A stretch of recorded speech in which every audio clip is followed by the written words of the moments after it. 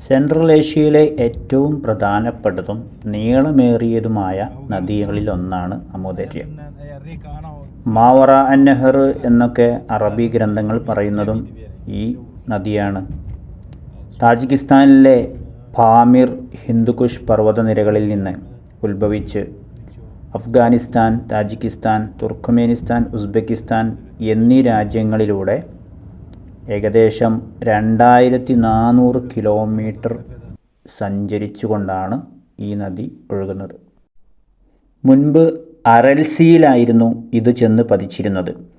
Soviet കാലത്ത് അമിതമായി വെള്ളം തിരിച്ചുവിട്ടത് കാരണം വെള്ളം കുറയുകയും അറൽസി വറ്റിപ്പോയി ഒരു പ്രേതാലയം പോലെ ആവുകയും ചെയ്തു എന്നാണ്. അന്ന് വറ്റിയ അറൽസി ഇപ്പോഴുള്ളത് കരാക്കൽ, പാകിസ്ഥാനിലാണ്. ഇപ്പോൾ ഈ നദിയിലെ വെള്ളം അറൽസി എത്തുന്നതിന് മുമ്പ് തന്നെ വറ്റിപ്പോവാറുണ്ട്. ഇത് ലോകത്തിലെ ഏറ്റവും വലിയ മനുഷ്യനിർമ്മിത പാരിസ്ഥിതിക ദുരന്തങ്ങളിലൊന്നായി കണക്കാക്കപ്പെടുന്നു. ഉസ്ബെക്കിസ്ഥാനിലെയും തുർക്ക്മെനിസ്ഥാനിലെയും പരുത്തി കൃഷിക്ക് വേണ്ടിയാണ് പ്രധാനമായും അമുദര്യയിലെ ജലസ്രോതസ്സുകൾ ഉപയോഗിക്കുന്നത്. അമുദര്യയിലെ 20% വെള്ളം ഉപയോഗിച്ചുകൊണ്ട് പുതിയ കനാൽ അഫ്ഗാനിസ്ഥാൻ നിർമ്മിക്കുന്നത് ഉസ്ബെക്കിസ്ഥാന് ഭീഷണിയാകുമെന്ന് അവർ കരുതുന്നു. ഇതാണ് ബറൂണി. അൽ ബറൂണിയുടെ നാടാണ്.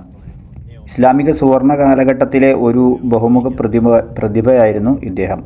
ഇന്ത്യയെക്കുറിച്ച് താരീഖുൽ ഹിന്ദ് എന്ന് ഉള്ള ഒരു കൃതി അദ്ദേഹത്തിൻ്റെ പല രചനകളിൽ ഒന്നാണ്. അഫ്ഗാനിസ്ഥാനിലാണ് അദ്ദേഹം മരണപ്പെട്ടത്.